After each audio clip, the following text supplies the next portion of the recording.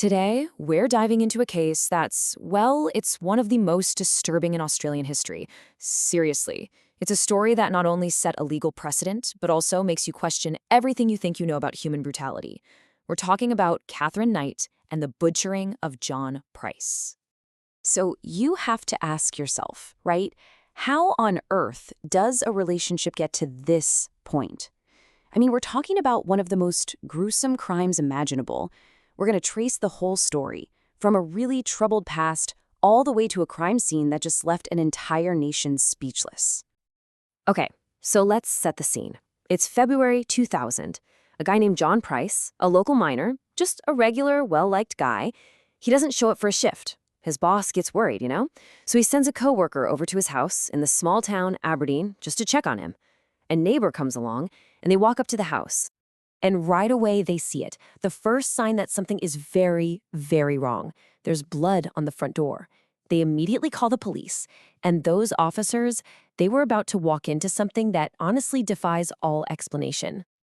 So the police have to break down the back door to get in. And when they do, they find John Price's partner, Catherine Knight. She's passed out in a coma from an overdose. But that wasn't the discovery that would make this case so infamous. It was what she had done to John Price. What the police found, it's hard to even describe. It was just methodical, horrifying brutality. They found John Price's body in the hallway, skinned. And his skin, it was hanging from a meat hook on a door frame. In the kitchen, his head was boiling in a pot with vegetables.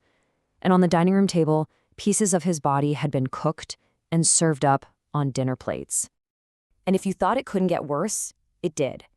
The cruelty was just so calculated. At the dining table, next to each of those plates, was a handwritten note with the name of one of Price's own children. She had cooked their father and was planning for them to eat it.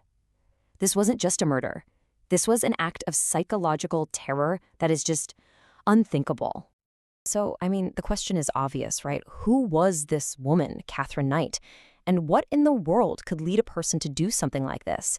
To even begin to understand, we have to go back, way back. We need to look at the life that made her who she was. And when you start looking for answers, you find them in her early life. Her story starts with this incredibly dysfunctional, violent upbringing, really a foundation that seems to have paved the way for a lifetime of just chaos and violence. So let's walk through it. She was born in 1955 into a family just ruled by her father's violent alcoholism. Knight also alleged that she was sexually assaulted frequently by family members. It's just awful. By the time she was 15, she'd already dropped out of school, couldn't even read or write. And that's when she found what she pretty chillingly called her dream job, working at an abattoir, a slaughterhouse. And she was good at it, really good at butchering. She even got her own set of professional butcher's knives from her job, and she became, obsessed with them. She hung them over her bed. And she did this her entire adult life, telling people they'd always be handy if needed. You see, this wasn't just a job for her. It was who she was. And yeah, that fascination with the tools of the trade, it definitely carried over into her adult life. As Catherine started having romantic relationships, this really terrifying pattern started to emerge. A pattern of escalating violence. And there was one thing all these relationships had in common. She was the one being violent. Look at this. The pattern is it's undeniable. Her first husband, David Kellett, she tried to strangle him on their wedding night. Later, she cracked his skull with a frying pan. Then there was David Saunders. To warn him, she cut his puppy's throat right in front of him. Then she stabbed him with scissors. And even John Price, the final victim, he'd been stabbed by her before the murder. Every single relationship was a step up in violence. And the thing is, the red flags were there from day one. On her wedding day to her first husband, her own mother supposedly pulled him aside and told him, if you upset her or cheat on her, you will be in serious trouble. That's just a chilling bit of foreshadowing, right? It tells you that the people closest to her knew exactly what she was capable of. And all of this brings us to the final tragic chapter in this history of violence. Her relationship with John Price. He was just a good guy, well-liked by everyone, who unfortunately had no idea just how much danger he was really in. The end of their relationship was fast, and it was brutal. It all started to spiral when Price said he wouldn't marry her. So how did she react? She got him fired from a job he'd had for 17 years. When he finally broke up with her for good, she stabbed him. That's when he got a restraining order.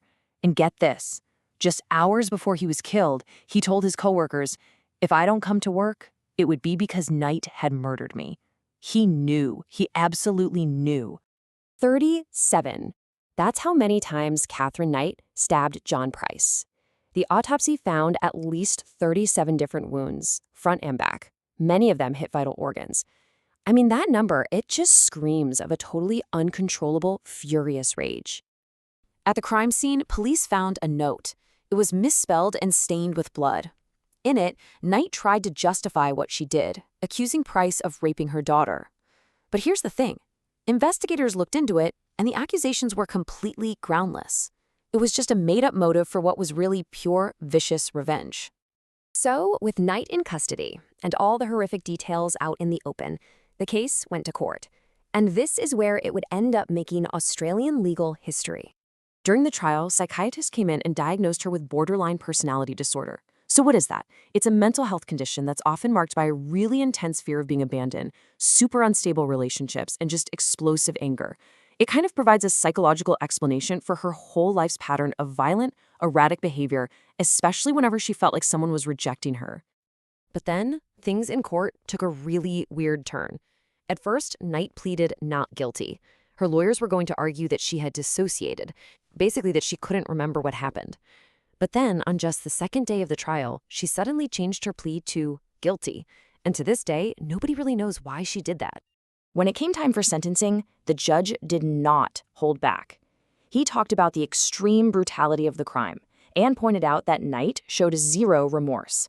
He gave her the absolute harshest sentence he could, and he made sure her official papers were labeled "definitely never to be released," just so there was no confusion ever about her future. And just like that, Katherine Knight made history. She became the very first woman in Australia ever to be sentenced to life in prison without any chance of parole. It was a landmark sentence for a crime that the judge himself called appalling and pretty much unimaginable.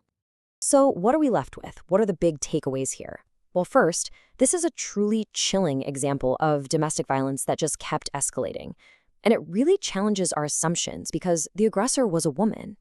Second, the absolute brutality of it all, especially what happened after the murder, just puts this case in a league of its own. It's one of the most disturbing crimes ever recorded. And finally, it set a huge legal precedent in Australia, changing the game for how offenders like her are sentenced. And all of this leaves us with a really tough question, doesn't it? The Katherine Knight case really forces you to think about where this kind of violence comes from. Was she just a product of all that trauma from her childhood? Were her actions just the inevitable outcome of a broken mind? Or are some acts just so horrific they go beyond any explanation and are just pure evil? There's really no easy answer to that one.